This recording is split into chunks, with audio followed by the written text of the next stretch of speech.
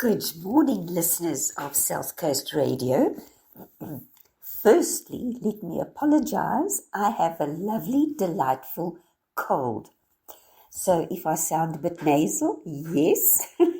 And if I have to sneeze, yes. Confirmation that I definitely have a cold. We've had a request to talk about how to identify my closest friends. Now, what I'm going to say now may sound strange.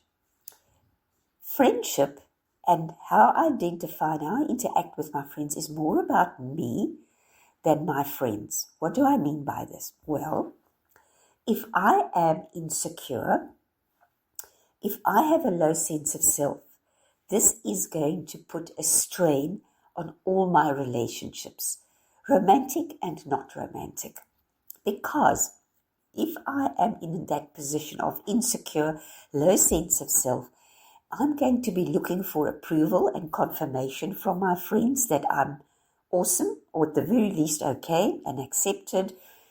And of course, I'm going to really battle with any form of criticism. And I will see criticism in comments that were not necessarily intended as that. I am going to have issues with things like, I sent you a message and you haven't responded yet, or I can see you opened my message, that wonderful little blue tick, and you're not responding, or my favorite, you're online, who are you talking to? Those are all telltale signs of someone who's insecure and has a low sense of self. So if I have a really healthy sense of self and I'm secure in myself, I am not concerned about those things because I know that whatever happens, I'm strong enough to deal with it. So I do not need my friends to constantly respond to me in a way that tells me I'm okay. I hope that makes sense to you. Could also, if you are insecure, you could find yourself in competition for their attention with other friends in the group. So you may find things like you spending more time with Susie than you are with me, or you are always playing golf with Jack and you never have time for me. Those are things where you are competing for attention, and it just speaks of a insecure person and someone with a low sense of self. Again, listeners, I apologize if I don't sound that great, but as I said, I've got a delightful cold. But having said that, let's look at some of the guidelines I can give you to identify your closest friends. The one is trust. Do I trust this person? Now, with trust, I mean if he or she says, I will be there at 7, I can really know that they will be there at 7. They're not going to leave me hanging till 7:15, 7:20, or not even pitch at all. They will be there at 7, and if for some reason they can't, they will give me timeliest warning to say, sorry, Lee, I'm running late. I'm only going to be there at 7:15. I hope that is acceptable. And if not, can we reschedule? Those are things that build trust. The other thing that, of course, that's important in a friendship is if I share a personal detail, if I take someone into my confidence with sensitive information, I need to be 110% sure that this person is not going to repeat it, firstly, and secondly, won't throw it in my face if we should have a disagreement down the line, and won't bring that up. The next one is open communication. So no hidden agendas, no reading between the lines, just open, honest communication. I had a friend years ago in East London, and she asked me the one day, she said, Lee, am I fat? And I said, yes. And it wasn't until some months had passed when she said to me, you know, Lee, that was the nicest thing anyone has ever done for me. Because when they say no, I know they're lying. And so what that resulted in was trust. Next time she asked me anything, she knew she would get an honest answer.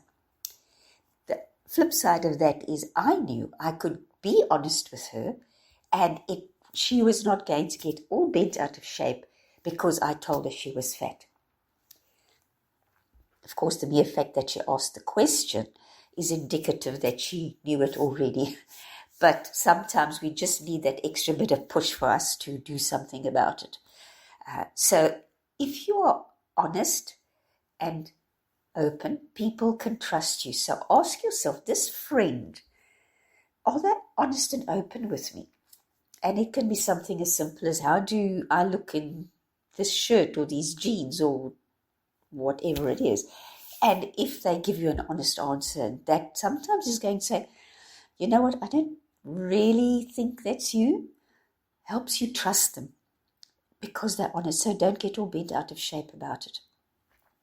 Respect for differences, respect and acceptance of differences. We all make sense of the world differently. We all have our idiosyncrasies, and we need to accept that and respect that in our friends. I think I've mentioned in the past that my dear husband loves watching sci-fi and I can't bear it. But I accept that, I respect that, and when he wants to watch a sci-fi movie, I have got plenty to do, thank you very much. He can watch it in peace, enjoy himself, and I don't get all upset and say, well, it's weekend and instead of spending time with me, you want to watch a sci-fi movie, etc., because our friendship, and remember, even your romantic relationships, at their heart, it's a friendship. That person should be your best friend. If you are in a romantic relationship, your life partner. But again, so what I'm saying is just friends, our closest friends. Can we trust them? Is there open communication, which also leads to trust? And do we respect each other's differences? Needs. What are your needs? What do you need from this friendship or these friendships?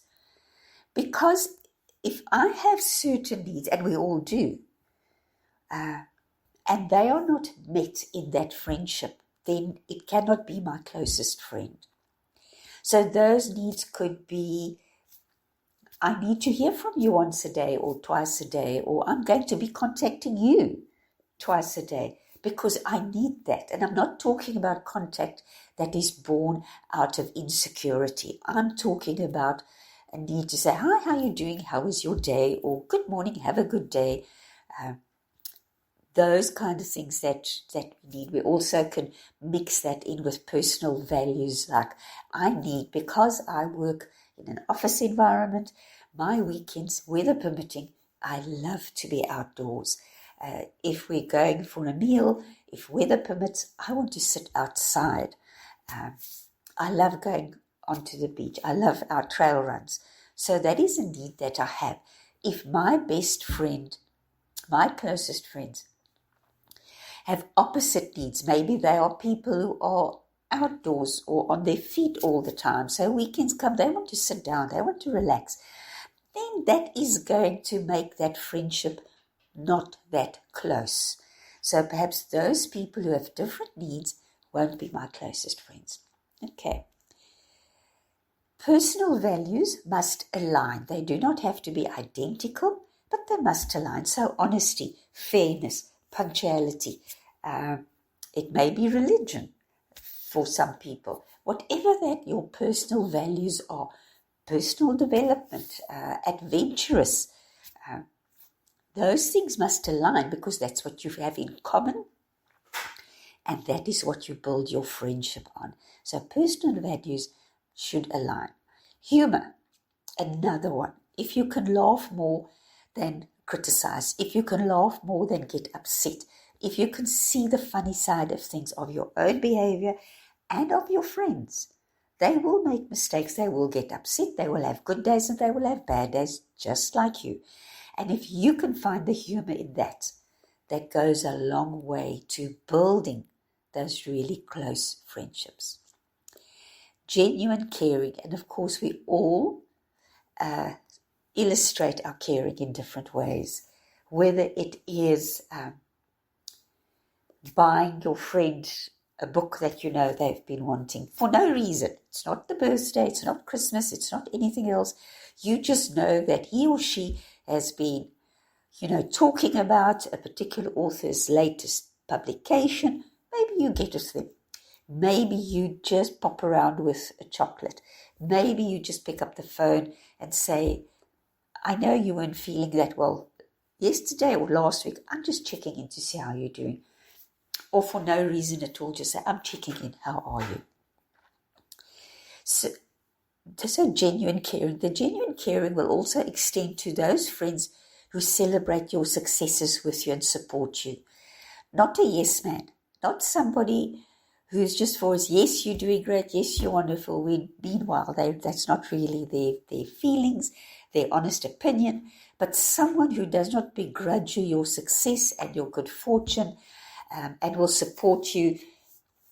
Years ago when I was studying, oftentimes if I was invited out, I had to say, no, sorry, I've got work to do. I've got an assignment to prepare, or a test, or exams are coming up. And my closest friends accepted that. They did not try and cajole me and say, oh, well, you can make it up tomorrow. Just come with us. They understood that. They stepped back, and they were there for me once I have met that commitment. Genuine caring from both sides also means you can give and accept negative feedback. Because our friends will sometimes say, what are you wearing? What are you thinking? Haven't you got a mirror? Why did you say that? That was a stupid thing to say. And you cannot get all bent out of shape about that. You cannot take it personally. You need to be able to evaluate it objectively and say to your friend, you know what, I agree with you. I shouldn't have done that. That really doesn't look that good on me. Or you can say, I thought about that. No, I stand by what I said. Or I still like what I'm wearing. Sorry you don't like it, but I love it. So being able to give and accept honest feedback. And honest feedback won't always be what you want to hear. Remember that. Don't get upset by little things. I think one of the great little hacks is to ask yourself, what do I believe that person's true motivation or intention was? And I think 99.9% of the time we can honestly say, he did not really mean to offend me. He just didn't think, and that's mango barking. He just didn't think it through, or he's in a bad mood, so he just kind of ran off at the mouth a bit, or that is not how he intended for me to receive that message. And if one can say he did not intend to offend or harm me in any way, then we can let it go. Of course, if we can come to the honest conclusion that they did, then that's a huge red flag for the relationship. The last thing I want to say is that our closest friends, our deep friendships, develop over time. We get to know each other. We get to know each other's moods. We get to know each other's idiosyncrasies, likes and dislikes.